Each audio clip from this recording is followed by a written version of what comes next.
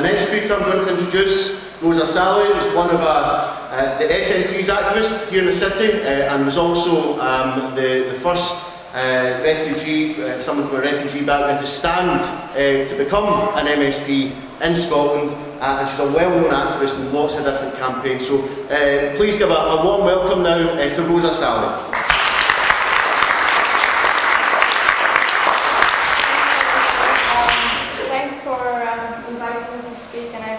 That. I think most of the speakers talked about that the cause of global warming and it's capitalism. We are gathered now in Glasgow and we welcome the COP26, which is a great opportunity for our city. But we need to take radical decisions and be more ambitious and not just promises. Of course, the Scottish government and parliament have plans and actions to take our country forward. I want to explain further though, I am an activist and I have been since I was 15 years old. Of course, I believe in independence and that's why I stood as one of the candidates in my great city of Glasgow. It is very catastrophic to see that countries like Chad and Bangladesh are being affected by our emissions, carbon emissions. They have very low carbon emissions, but these poor countries are being affected by our actions. In developing countries, especially in the higher income countries. The monster is capitalism, an economic system driven by hunger for profit, a system that has exploited both human labor and nature. We need to put people before profit. We are against austerity, and we see austerity day by day from the Tories. And you know, universal credit, people are living, they cannot live by the money they receive under universal credit.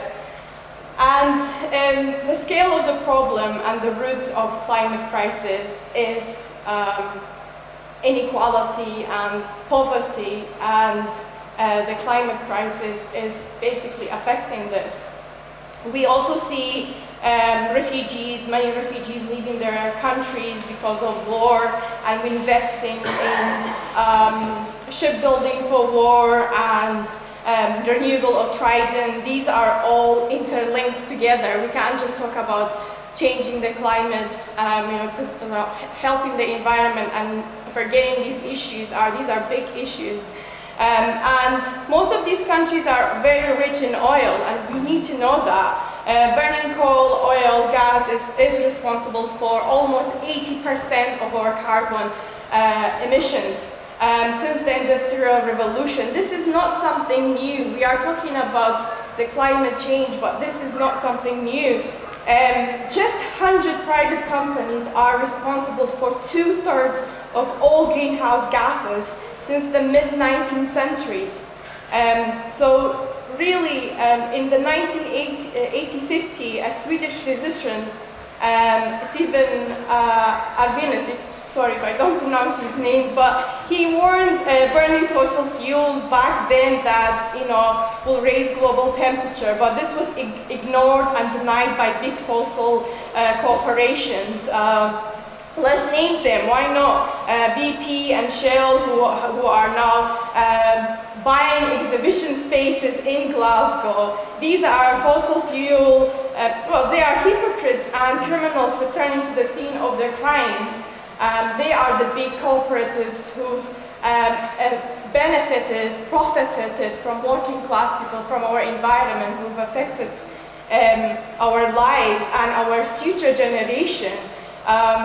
And they have been they've denied this for their own profits, like what we saw with big tobaccos, how they denied there was any health issues selling cigarettes. So this is recently they've abandoned that, oh, okay, yeah, climate change happens, so they now want to do something about it. Let's not forget though, they are profit companies, they are still businessmen, and they're attacking activists, trade unionists, laws. We've seen them, how they affect attacking social benefits. They're attacking us in all aspects of our society. And this is a really dangerous place we are at this moment, because they want to take away our rights. And class is a big issue. This is a fight between classes. We cannot say, and I think Laura mentioned, it is working classes and youth activists have to unite against these capitalist polluters for saving our planet. You know, this is the most important fight, I would say. However, to have a radical transformation of Green New Deal is needed. I think we need to go beyond, as I started my speech saying, we have to be more bold and ambitious. We have to look into free public transport. You know, it has been done, like Luxembourg, a country who've gone forward. And we need to be more ambitious. Universal basic service and income, this is something that we should pursue as a country in Scotland. We have our NHS, and we have to be thankful, because it was because of the NHS that we have survived the pandemic, and this was because of the working class people who have fought for our NHS. It was not given, it was fought for. And we are going to invest in National Care Service, but we need to be more giving hope to the young people, and we need to create 1,000 green jobs. And I think to go forward, we first need to fix our transport and interlink our buses. Okay, let's be honest. How hard was it to get here today? We have to try to imagine the future and how we can make it easier for future generation. And renewable energies and democratic public ownership are the way forward. And sorry, I have bored you a bit, but I hope that together we can go forward and to have imaginative ideas to put in place.